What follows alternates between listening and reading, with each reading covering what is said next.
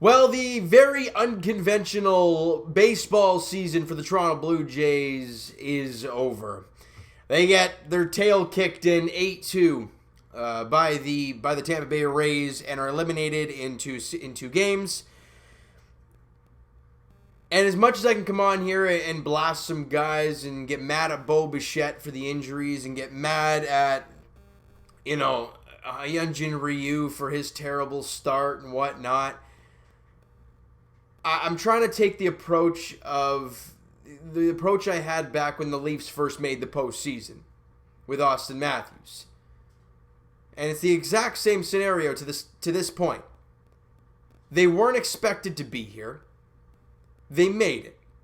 Did they really do anything? No. But they made it. They're in there. They had that oomph. They went from a team who was 25 games under 500 and was a 95 loss team. Now, I understand you didn't play 162 games, so the numbers might be a little skewed. But you were 4 games over 500, 32-28, and you made the postseason. Did you get clunked around and stink in the 2 games of the playoffs? You absolutely did. You didn't get any offense. The only offense we had today was Danny Jansen hitting 2 home runs off of Tyler Glasnow. That was it. Yesterday, you had 1 run on 4 hits. You didn't get anything offensively. And yeah, it's sad and it's upsetting. This team it's done and it's over for the year. But you can't sit here. You cannot sit here and tell me that this was a failure of a season. And if anybody, thinks it is, I would love to hear a valid reason. And not just because, well, you made it and then got smoked. Well, okay, they did, but they made it. I mean, who in the right mind was expecting them to make the postseason? Not many people, especially with the injuries that they had. They didn't have a home for most of the first 2 or 3 weeks of the season. They found a way. And yes, did guys take strides? Absolutely. Did guys not take as many strides as you'd like? Yeah. But if you're going to sit here and tell me this was a failure of a year, you're wrong. I would have loved to see this team come out here today with Ryu on the mound and him pitch a gem and have the Jays win it and see what happens. Absolutely, I would have loved to see that happen, but it didn't. Ryu's fastball velocity was down, and we've all known this year that when his velocity is down with his fastball, that's a recipe for a disaster. And that is exactly what happened today. He could not locate his pitches well. He had to focus a lot on his off speed. Didn't have the fastball. Didn't have the command as much either. And it wasn't very good. And the grand slam to Hunter Renfroe, it was just that. And Bo Bichette had a ground ball to end that inning, right? Bobbled the ball, bases loaded, grand slam, right? It's the simple things that kill you in ball games. Throwing strikes, quality strikes, and playing sound defense. I will say it, I will sound like a broken record till the day I die. Pitching and defense wins you ball games. You can win a 1-0 ball game with pitching and defense. Look at the Atlanta Braves today. They faced Trevor Bauer, who's electric, but Max Fried, pitched incredible. They won 1-0 in extras. Pitching and defense. And they got 1 timely hit. The Jays didn't have that in these 2 games. They didn't have the pitching, and the defense killed them. You had a pass ball from Danny Jansen yesterday. You didn't get timely pitches from A.J. Cole yesterday. You didn't have good pitching from Ryu today, and Bo Bichette committed 2 errors in the first, 2 or 3 innings of the game. 1 leading to a grand slam, pretty much. Now, those are young players going through the postseason. I understand there's no fans heckling you like it's the postseason and whatnot, but it's the playoffs. And you saw after the game, after the final out was made, you see that bench and how the long faces want. This team wants to win. As much as I do not agree with what Charlie Montoyo did yesterday with Shoemaker, I don't agree with it at all. It happened. It kind of changed the momentum a little bit during the game. And you lost the series 2-0. Whether that was the turning point in the series, we'll never know. It looked like it. But in the end, the season is over. You made the playoffs. You were the number 8 seed against the number 1 seed. And you lost 2 games. It's unfortunate, but this young team got a very small taste of the postseason. Guys, you keep forgetting, we bring in Jonathan VR, and I was like, well, Jonathan VR, he's a veteran guy, he's been around a while. The guy's played one playoff game, and in that playoff game, he was a pinch runner. He never got an at-bat. Randall Grichuk, I think, has had a total of 14 games or 14 at-bats. I can't remember what it was in the playoffs. Travis Shaw has had a few. This whole team, even with the veterans they've brought in, don't have playoff experience. Now, this offseason is going to have a lot of interesting moves being made. And we'll get to those in a quick second because I want to leave a lot of that for the season review and off-season preview. But in this game, like I said, Glasnow, Ryu were the starting pitchers, and Glasnow was as advertised. Great fastball, incredible off-speed, and the Jays just started chasing a ton. When they weren't chasing, they looked all right. When they were looking fastball and they see a spin with the curveball, they lay off. If they did that, I mean, it's easier said than done, of course. But look at Danny Jansen, going up there looking fastball, got a couple fastballs, and hit them both out of the ballpark. You know what I mean? I'm not saying everybody didn't try and do that, but all I'm trying to say is that there was a lot of flailing, swing and miss, ground balls because they're rolling over on an off speed they weren't expecting, or whatever the case may be. The at-bats weren't there in the last two games, and whether it's nervousness or whether it's just you're facing some ridiculous pitchers, whatever the case may be. But there are some positives you can take from this game. And I know people are like, what can you take from an 8-2 loss where you got eliminated? Well, one is Danny Jansen, I already mentioned. 2 home runs. The guy has had a horrendous year offensively. And the fact that he hits 2 home runs in a playoff game off of Tyler Glasnow, who was dealing, it's pretty impressive. So good job by Danny Jansen. Another one is Nate Pearson. We saw him in his first outing off the IL, and he looked pretty good. Today, I thought he was even better today. His off speed, he was throwing for strikes. Nate Pearson threw 2 innings, guys, gave up no hits, no walks, and struck out 5 of the 6 batters that he faced. That is remarkable. The future is coming, guys. Simeon Woods Richardson, Alek Manoah, Anthony Kay, Ryan Brucke, guys that could be in the rotation next year. There's so many question marks with this team moving forward. I don't even know where to begin. But from a game like this, those are really the only 2 positives I can take from a game. That's about it. The year was not a failure. The playoffs were a failure because they didn't play well. But overall, the season was a success. But now with this playoff, experience they have now, the expectations rise. Right? This year we were kind of thinking about that 500 mark, maybe squeak it. Okay, they got in. Now the expectation over 162 next year, assuming we're going to have 162, is playoffs again. And that's hard because, teams are going to get better. The Yankees are going to be the Yankees. The Rays are going to be the Rays. Who knows what the Red Sox will end up doing. They're always a team that's could dip into free agency and have young guys come up and be great. They'll probably will they have Chris Sale back? I think he had Tommy John. So I don't know if Chris Sale will even be back next year. I don't know what's going to happen next year with the American League East. Baltimore is just going to continue to get a little bit better here and there because their young guys, again, are going to start growing more.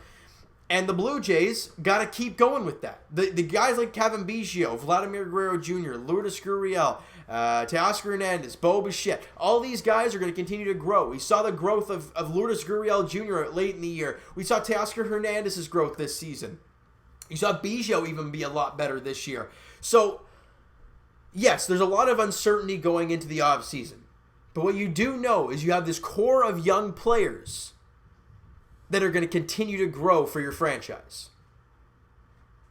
And as much as it sucks and it's paining me to say this kind of stuff because the Jays only had 2 runs on 7 hits today in the final game of the year, the future is very, very bright for this team. And anybody who's going to tell me I'm wrong, go back to a video a year ago and look what I was saying. With the young guys growing and developing, this team is going to be very good. And this year they make the playoffs. It's all about common sense and looking at what this team did and where they've come from.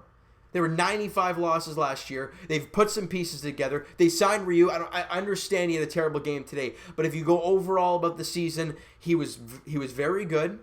And yes, of course, the one playoff start's going to be magnified, of course. But you got guys brought in. Travis Shaw wasn't great. I gotta say, he wasn't a great addition, but he signed a 1-year contract. He's probably gonna be gone. Joe Panic was an all right addition. He'll probably be gone. You got Robbie Ray, Taiwan Walker. They're gonna be free agents at the end of the season. There's so many question marks moving forward for this team, and it all starts now. It really does. I think Teoscar Hernandez is gonna hit arbitration this year for the first time, and after a great year, he's looking for some money. Lourdes Gurriel Jr. His contract's up at the end of 2023 or 4. I don't know if you'd want to maybe extend him a little bit. I don't know. Maybe those giving guys like Bo and Kevin and Vladdy extensions. I don't. Going into free agency and signing some pitchers. I don't know what they're going to end up doing, but I think what we're going to see this offseason is we're not going to see the Roark and Chase Anderson signings. You're not looking for guys who can just eat up innings now. Because this team is in a state of, hey, we expect playoffs. We have expectations now. So we're not going to go out and sign guys like Roark and Chase Anderson unless it's for depth. But you're not going to sign Roark-type money for depth. This team is going to be now adding. They have the flexibility money-wise. Obviously, with the way this year when money is a weird thing in professional sports right now. So we don't know how the whole free agent market's going to go and signing and all that crazy stuff. We have no clue how that's all going to go. But what we do know is that this team is not up near their salary limit. They're not even close. Yeah, they got Ryu for 80. Who else has got money on them? Not much. Now, do you maybe bring back a guy like Taiwan Walker? Do you bring back a Robbie Ray? I don't know. Jonathan Villar is a free agent as well. I don't know what they're going to end up doing. And I think right now, Blue Jay fans, it sucks that the season's over, but if you take a step back and you look at the year as a whole, you think, you know what? It was a pretty good season. And this offseason is going to be very intriguing for this team. Because how are they going to attack free agency? How are they going to attack these young players getting better, needing contracts at some point? Are they going to bring back any of the old guys that are leaving now?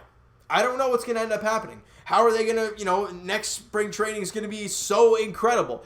Because are they going to have Anthony Kay and Ryan Barucki going to the rotation? Are they going to have Thomas Hatch start in Buffalo? Are they going to keep him in the bullpen? Is Pearson going to start? What are they going to do with Simeon Woods Richardson, Alek Manoah, Austin Martin, guys that have been at the alternate site in Rochester? So I don't know what's going to happen moving forward with this team, but there's so many bright spots. There's so many options that they have, and it all starts now.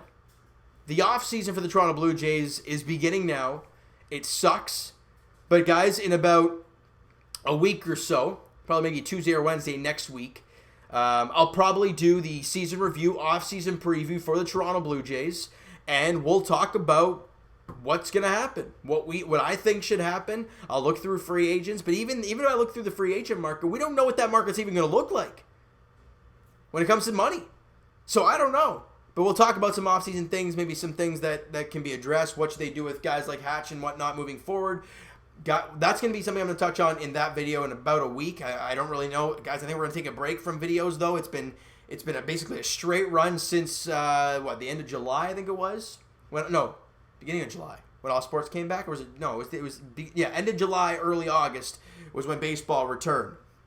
So it's been a crazy, crazy time doing all three sports, covering all three teams through the playoffs. And Toronto sport fans, we had all three teams in the playoffs this year. When was the last time that happened? If somebody can find that for me, that'd be crazy. We can't complain. Yes, the Raptors got bounced in the second round to the Celtics. Yes, the Leafs got bounced in the first round again. Yes, the Jays lost both their playoff games to the Tampa Bay Rays, but they all got in. That tells you the competitive nature of this team. The Raptors are still a very young team. Obviously Marc Gasol now going back to Spain, tip of the cap to him for that. But this team is so young still. The Leafs are still incredibly young. Obviously, we're not going to get into the specifics about that team. And the Blue Jays are so young. The future is bright for Toronto sports. They just got to find a way to keep being competitive. And for the Blue Jays, they're just scratching the surface. One season at a time, one off season at a time, and it all begins now for the Toronto Blue Jays. Because now they're getting ready for 2021 already. That's the mentality they have to have at this point. Is all right. We just saw what we need to do to beat a very good team in the Tampa Bay Rays. We're not good enough this year. Buck Martinez said it perfectly on the broadcast today. Is this team a good team? Yes. Are they a perfect team? No, not even close. And it's true. So Jays fans, keep your chin up. try and stay positive with this young team. Was it not a good day of baseball for the Toronto Blue Jays? It absolutely wasn't. Was it a good last 2 days for the Toronto Blue Jays baseball club? No, it wasn't. Was it a good year? It absolutely was. All right? Guys, you know what? That is going to do it for this one. If you enjoyed, I'm not even going to go into the stats because it really doesn't mean a whole lot. The Jays only had 7 hits in the game. Danny had a couple of hits, and there was 1 hit scattered around everywhere else. Your top 3 in the order went 0 for 11 combined. I mean, that kind of tells you right there the way the game's going to go. But like I said, I'm not going to go through the numbers specifically. We went through how Pearson was because that was really the only positive. Hatch went a clean inning of work. But again, Dolis, Bass, guys like that are all free agents. It's going to be crazy, all right? So smack that like button if you guys enjoyed the video and the season that was. Hit the subscribe button if you guys have not already. Comment down below your thoughts on the game, your thoughts on the season. Let me know, guys, in the comments your take on the 2020 Toronto Blue Jays season. All right, and Twitter is down below for myself. Follow up, send me a DM, do that great stuff. Also, the Instagram page is down below, the link, because throughout the offseason, if things are going on, I will be posting on Instagram, all right? If there's anything I'm thinking about, talking to you guys about, I'm like, I wonder what everyone's going to think about this. I'll post on Instagram. Obviously, with YouTube, I can't do that. So the link is down in the description, guys, for the Instagram page. So go check that out down below, all right? And I will talk to you guys in the near future, definitely next week. All right, this time, Tuesday or Wednesday next week, Blue Jays edition, wrapping up the season review and the off-season preview moving forward. All right, so guys, thank you so much for all the support throughout the 62 games that we've had for the Toronto Blue Jays this year. I thank you guys so much for all the support you've given me throughout this year. It's been a fun ride, but hey, 2021 is going to be a good one for the Toronto Blue Jays. All right, so thank you guys so much for listening and watching throughout all this season. All right, and we'll talk to you guys next week.